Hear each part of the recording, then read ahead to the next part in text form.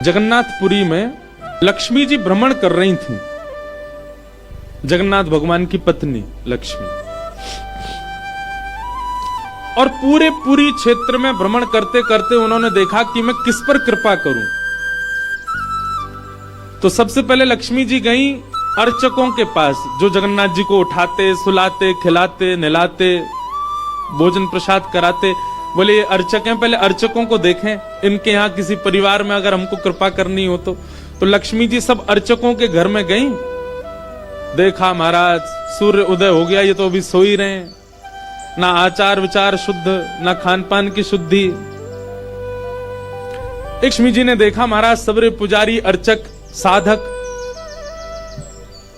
Late late तक सो रहे हैं, ना आचार विचार शुद्ध, ना खान पान की शुद्धि, ना वस्त्रादि धुले हुए, एक ही वस्त्र हैं, 5-5 दिन तक उन्हीं को पहनने हैं।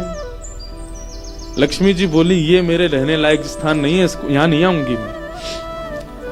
और तभी लक्ष्मी जी ने आगे जाकर के देखा कि वह परिवार जिनको झाड़ू लगाने की सेवा थी, नाली आदि साफ करने की सेवा थी, जिनको मंदिर में प्रवेश तक नहीं करने दिया जाता, उनके घर में गोबर का चौका, सब ब्रह्म मुहूर्त में उठ गए हैं, तुलसी जी को जल दे रहे हैं, घर में बिल्कुल शुद्ध भोजन बन रहा है, आचार विचार की शुद्धि, हाथ स्वच्छ हैं, पैर बच जन्म से उनकी जाति कहीं ऊंची नहीं है, लेकिन बाकी सब कुछ उनका स्वस्थ था, बिल्कुल शुद्ध था।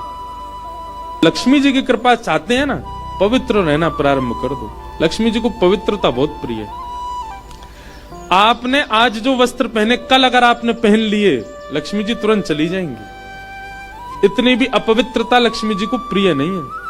लक्ष्मी जी बोली ये अच्छी है, इसके यहां मैं जाऊंगी। लक्ष्मी जी प्रत्यक्ष प्रकट हो गई उनके घर में जाकर के। अब वे तो बेचारे छोटे मोटे लोग, बेचारे ज्यादा धनवान तो थे नहीं। उन्होंने जब देखा कि अत्यंत गहने पहन रखे हैं, ऐसी मधुर सुगंधी आ रही है, रूप देख करके नेत्रों के पलक नहीं झपके जा रहे, सबने दंडवत प्रणाम किया। बोले आपका परिचय? बोले हम जगन्नाथ जी की गृहिणी हैं, साक्षात लक्ष्मी। वे सब घर के लोग, अरे हमारे घर का तो जल भी आपके स्पर्श योग्य नहीं है, हम तो ऐसे लोग हैं, हम तो नीचे लोग हैं। ये लक्ष्मी जी बोली ये सब बात नहीं करो, हम लोग ठाकुर जी ये सब विचार नहीं करते। तुम्हारा आचरण देखो कितना शुद्ध, तुम्हारी व्यवहार कितना शुद्ध, तुम्हारी बुद्धि कितनी शुद्ध है। और सुनो, चौकी लगाओ, जो भी घर में बना है प्रत्यक्ष थाल में पधराओ, हम तुम्हारे यहां प्रसाद पा करके जाएंगे। पूरा घर भाव विवल हो गया, सबके नेत्रों में आंसू, साक्षात लक्ष्मी जी आई। सबने पवाया। लक्ष्मी जी प्रेम से प्रसाद पा रही थी। तभी जगन्नाथ जी के बगल में ही विराजती हैं सुभद्रा जी, सुभद्रा जी के बगल में विराजते हैं श्री बलराम जी। बलराम जी भ्रमण कर रहे थे पुरी में। भ्रमण करते करते वो घर घरों में झांक के देख रहे थे क्या हो रहा है। जैसे ही उस घर में झांक के देखा तो श्री लक्ष्मी जी प्रसाद पा रहे हैं। बलराम जी बोले राम राम राम राम राम राम, ये झाड़ू पोंछा बर्तन करने वाले लोग, इनके यहां पर चले जाओ, इन पे कृपा करो। पर भैया इनके यहां तो भक्ष भी बनता होगा, मांस भी बनता होगा, और ये लक्ष्मी जी यहां बैठ करके प्रसाद पा रही, हमारी घर की बेटी, हमारी घर की बहू, बिल्कुल आचार विचार की शुद्धि नहीं रखी। नाक फूल गई, बलराम जी की नाक फूल गई। महाराज आकर के कुछ बोले तो नहीं, मंदिर में आके बैठ गए। तो लक्ष्मी जी प्रसाद बनाती हैं। जैसे ही भोग रखा गया जगन्नाथ जी के आगे, बलभद्र सुभद्रा जी तुरंत हाथ पांव धो के बैठ गए। बलराम जी अपने सिंहासन से ही नहीं उठे, नाक फुला के बैठे। जगन्नाथ जी बोले भैया आ जाओ, भोग आएगा, हमें नहीं पाना, तुम लोग पाओ। क्यों, क्या हो गया? अब क्या बोले, अब तो सब आचार विचार सब खत्म हो चुका है। परमात्मा होते हुए भी हमारे यहां आचार विचार नहीं चल रहा है, तो फिर इंसान क्या आचार विचार का पालन करेगा? जगन्नाथ जी बोले भाई कोई बात पे बुरा मान गए जे, तो इनसे बात करें। जगन्नाथ जी गए, भैया कहा भयो, आप इतने उदास क्यों, इतने नाराज क्यों? सब बात बताई बलराम जी ने। बोले लक्ष्मी जी आज सुबह सुबह एक ऐसे के घर में गई, और वहां जाके प्रसाद पा रही थी, बिल्कुल विचार नहीं किया, कहां शुद्धता कहां अपवित्रता। हम तो इनके हाथ का बना भोजन नहीं करेंगे।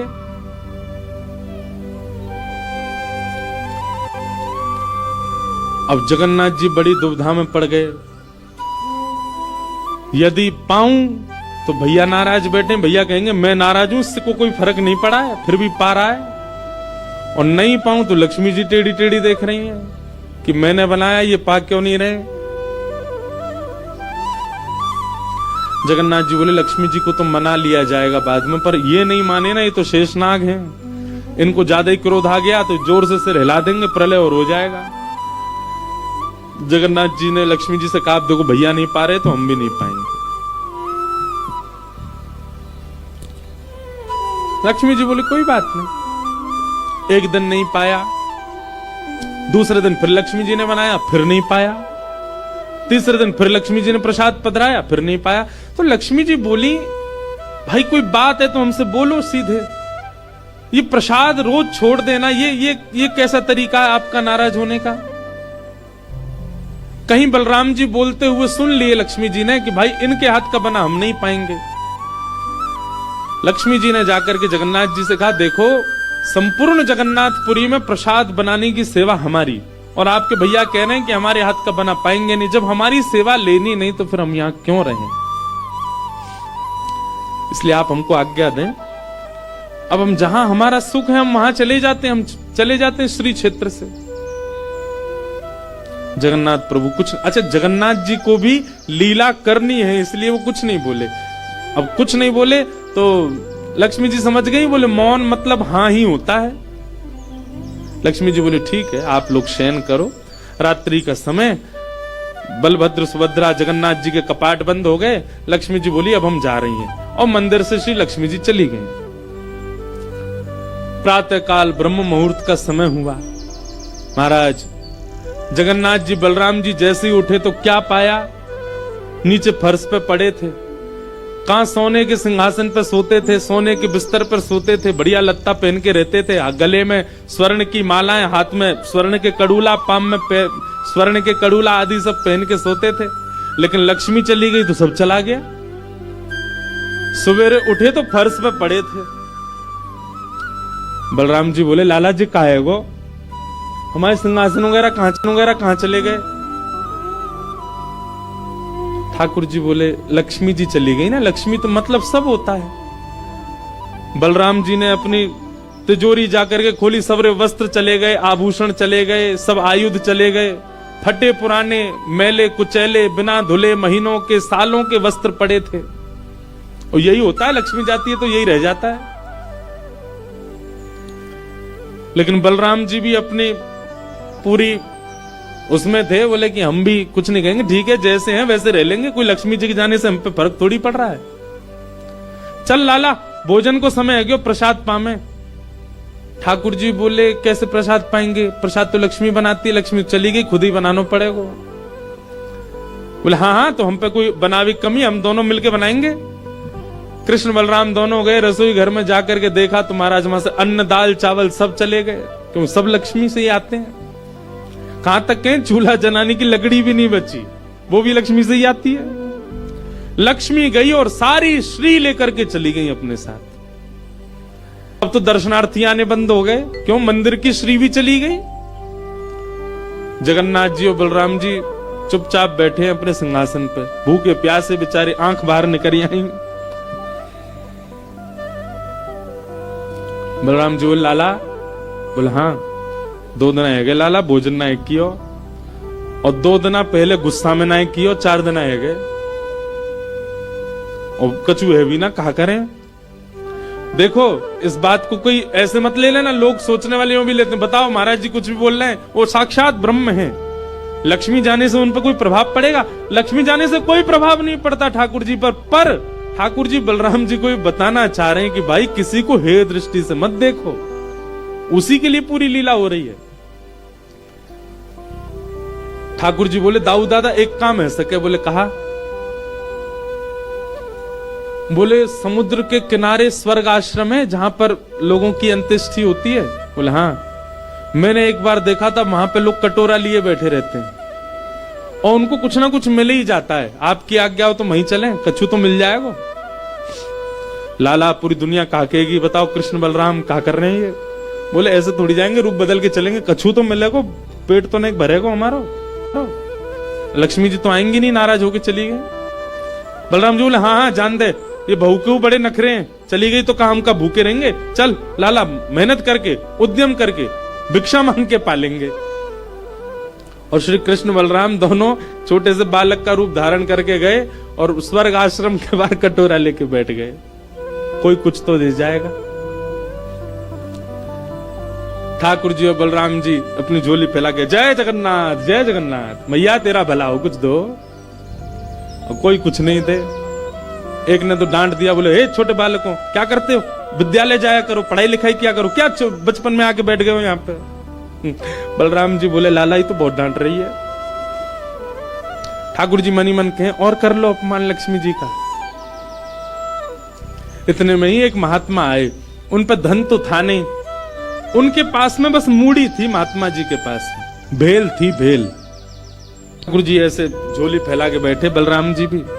तो महात्मा जी ने क्या किया, ऐसे करके लो बच्चों, लो पालो, पेट भर लो। बलराम जी बोले लाला एक समय को भोजन तो मिल ही गए। ठाकुर जी बलराम जी दोनों खुश हुए।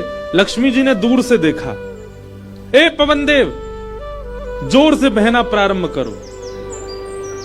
ऐसी जोर की हवा चली महाराज, सबरी मूड़ी उड़ गई। बलराम जी और ठाकुर जी पीछे पीछे भागे, मूड़ी सबरी उड़ गई।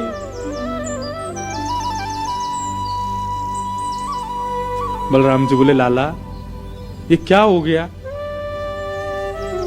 बोले भैया हम संकोच में कुछ कहते नहीं, आप बड़े भैया हो, पर हम एक बात कहें, ये लक्ष्मी के बिना सब हाल हो रहा है हमारा। ठीक है बहू है, आपने समझा देते, आप भी बिल्कुल नाक फुला के बैठ गए, गुस्सा है के बैठ गए, चली गई बेचारी। यदि वे प्रसन्न हो जाए तो फिर सब ठीक है जाएगा। अरे ना बेटा कोई बात नहीं, हम तो क्षमा मांग लेंगे, तेने पहले क्यों ना कही मोते। ठाकुर जी बोले अब कोई बात नहीं, अब चलते हैं, ढूंढे उनको कहां है। पूरे पुरी में ढूंढा, कहां है लक्ष्मी जी। लक्ष्मी जी उसी कन्या के घर में थी, उसी घर में थी जहां देख करके बलराम जी को हीन भावना आ गई थी। बलराम जी लेके गए, लाला यही घर में बैठी जब मैंने देखी काई। वहां जाकर के देखा तो महाराज उस घर में बिल्कुल जैसे मंदिर की रौनक होती है, ऐसी रौनक उस घर की हो रही थी। फर्श लगे हुए हैं, बढ़िया सोने चांदी के बर्तन रखे हैं, एक जगमगा रहा है मणियों से पूरा घर भवन। और बाहर बैठ करके उस महिला के जिसके ऊपर कृपा की थी लक्ष्मी, उसके बालक भर भर के सामग्री दे रहे हैं लोगों को, भोजन की सामग्री, वस्त्र ले जाओ, ये ले जाओ, कोई गरीब कन्या के लिए धन ले जाओ, राशि ले जाओ, सोने की मोहर ले जाओ। लक्ष्मी जी बैठी है घर में। ठाकुर जी बोले अब लक्ष्मी जी तो नाराज हैं, भैया एक काम करें हम भी लाइन में लग जाएं, कछु मांग लें, लेके चल दें। जैसे ही ठाकुर जी और बलराम जी लगे कतार में, भीतर से लक्ष्मी जी को देख के दया आ गई। मेरे प्राणनाथ ये चाहे तो सर्वसमर्थ हैं, परंतु बलराम जी को बताने के लिए पूरी लीला कर रहे हैं। लक्ष्मी जी तुरंत बाहर आई और दोनों को इशारा किया, आप लोग इधर आओ। बलराम जी बोले देख बहू तू नाराज मत हो, हम ते गलती है गई, और वैसे गलती तेरी भी कम नहीं, तो को नहीं जानो चाहिए ऐसी जगह। लक्ष्मी जी बोली दाऊ दादा ठाकुर जी के लिए सब अलाव है, हमारे लिए इतने बंधन। वे किसी भी भक्त पर कृपा करने जा सकते हैं, वहां पर जात पात नहीं देखी जाती, वहां पर यह नहीं देखा जाता कि भजने वाला कौन है, ब्राह्मण है, क्षत्रिय, वैश्य कौन है, सब पर वो अनुग्रह कर सकते हैं। तो फिर हमारे ऊपर इतनी रोक टोक क्यों। और किसी के जन्मगत व्यवहार से उसका पूरा जीवन नहीं आंकना चाहिए, उसके स्वभाव व्यवहार से देखना चाहिए कि वो है कैसा। कहां आप कहते हैं कि ब्राह्मण सर्वश्रेष्ठ, और वो देर देर तक सो के उठ रहे हैं, उनके यहां शुद्धि नहीं, वस्त्र 4-4 दिन तक पहन रहे हैं, एक महीना एक ही धोती में निकाल रहे हैं। आप कह रहे हैं कि वो श्रेष्ठ, और ये लोग जो इतनी पवित्रता का ध्यान रखते हैं, इन पर कृपा ना हो। हमारे अनुसार तो जो अपने कर्म से शुद्ध है वो शुद्ध है। बलराम जी और ठाकुर जी दोनों मान गए, जैसी आपकी इच्छा। बोले नहीं आज के बाद हम आपसे एक नियम चाहते हैं। क्या। बोले श्री जगन्नाथपुरी में नियम कर दीजिए। बोले क्या।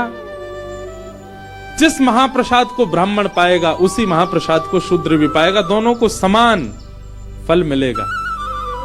और यहां महाप्रसाद का ऐसा नियम रखा जाए कि अगर एक ही पत्तल में दोनों बैठ करके पालें तो दोनों को समान पुण्य प्राप्त होगा। महाप्रसाद पाते ही, अन्य तीर्थों में तो बहुत साधन करने पड़ेंगे, पर पुरी में आकर के कोई एक तिनका भी यदि महाप्रसाद का पाले तो उसको सर्व साधनों का फल प्राप्त हो जाए। और किसी भी प्रकार से यह ना देखा जाए कि कौन किस वर्ण का है, वो स्वभाव से शुद्ध होना चाहिए। हम सबको हृदय लगावें। अगर ये सब आपको मंजूर हो तो मैं राजी हूं। राजी हुए और तब से श्री जगन्नाथपुरी में ये सब नियम नष्ट कर दिए गए। महाप्रभु जी सबके लिए सुलभ हो गए।